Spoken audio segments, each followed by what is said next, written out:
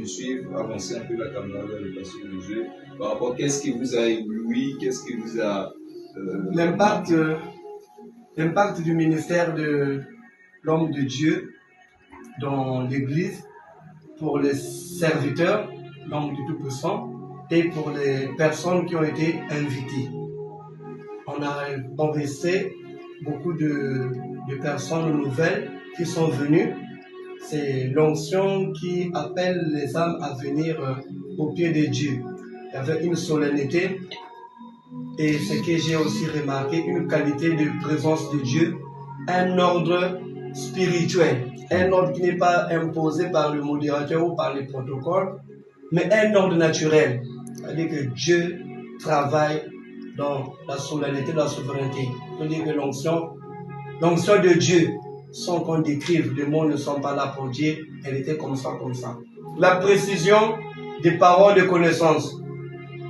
La précision des paroles de connaissance que Dieu a mises dans la bouche de son saint serviteur. C'est authentique ce que je vous dis. Je ne témoigne pas encore ce que moi j'ai vécu à titre personnel ou ce que les frères ont vécu ou les sœurs à titre personnel, mais c'est exact, vraiment l'épée de Dieu qui regarde l'homme au plus profond de son être, que ce soit les souffrances cachées, les blessures, les non-dits et la qualité de l'amour, ça aussi il faut le dire. Parfois on a l'impression que Dieu blâme les hommes et les femmes, que tu as l'impression que tu ne vas pas t'en sortir, mais la qualité de l'amour qui met tout le monde à l'aise. Dieu a béni l'Église, l'homme de Dieu a été un impact pour l'Église et c'est à rechercher, c'est à vouloir et à recommander aux églises, aux missions, aux mouvements qui n'ont pas peut-être encore eu la grâce de rencontrer l'homme, mais on peut le recommander aux serviteurs ou aux églises qui se placent ou dans l'international. Soyez tous bénis, merci. Que Dieu soit loué, nous acclamons.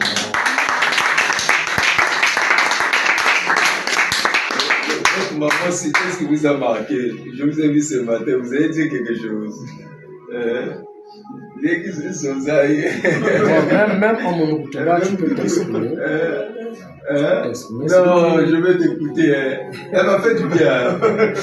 Je l'aime beaucoup. Non, mais ce qui est sûr, c'est que le Seigneur est en train de commencer une nouvelle saison avec elle. Oui. L'année 2026 est pour elle une année d'un nouveau départ. Le Seigneur va l'emmener dans les sphères élevées. Retenez ça comme un témoignage. Vous savez, elle a eu un passé pas bien normal. Dieu est en train de l'introduire dans un cycle où les gens oublieront même la honte, les humiliations qu'elle a rencontrées. Le Seigneur t'aime beaucoup. Tu devrais les servir. Je les vois avec les micros en train de chanter. Hein? Vous devez chanter. Hein?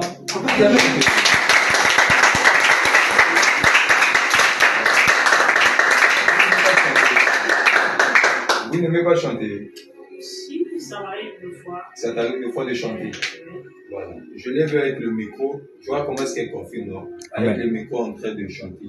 Et le Seigneur me dit que c'est une grande servante de l'Éternel, que Dieu fera beaucoup du bien, même dans le domaine des activités. Son heure est arrivée. Je suis en train de voir une source d'eau intéressante et je vois comment est-ce qu'un ange la prend et la délivre.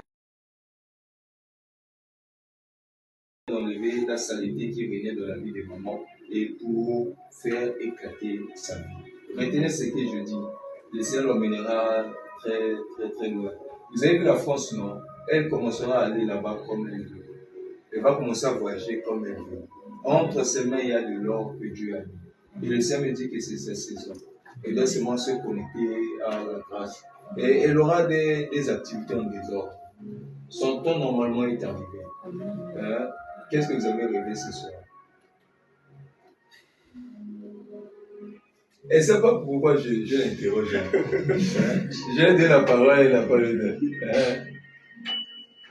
Dis-nous qu'est-ce que vous avez rêvé ce soir. Dis-nous comment est-ce que tu t'es senti de ce Seigneur. En réalité, ce Seigneur en particulier, ça te concerne. Ah maman.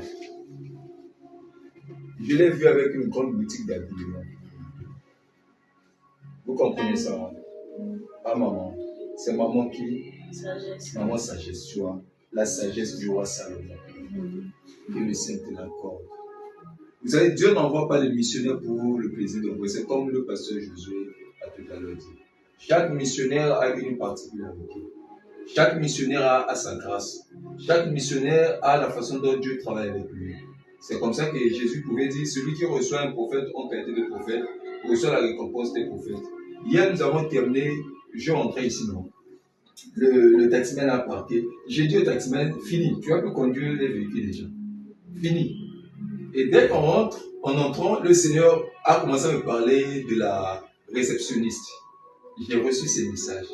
Et j'ai dit à la réceptionniste, je veux te voir. Elle était étonnée. J'ai dit, monte, je veux te parler. Le frère osait aller dire à la réceptionniste. Elle m'a suivi devant le frère Osé. Je lui ai dit tout ce qui n'allait pas. Je voyais, parce que quand j'entrais, je voyais la réceptionniste avec les habits d'opération. C'est-à-dire quand on fait porter la personne et on fait passer la personne dans une phase d'opération. Et ça veut dire arrête cette opération. Et je voyais radicalement l'opération au niveau de son ventre. Je l'ai appelé, il est arrivé. J'ai dit, tu as un problème au niveau de ton ventre? Et j'ai dit, oui, effectivement, vous êtes la 4e personne à me dire ça. C'est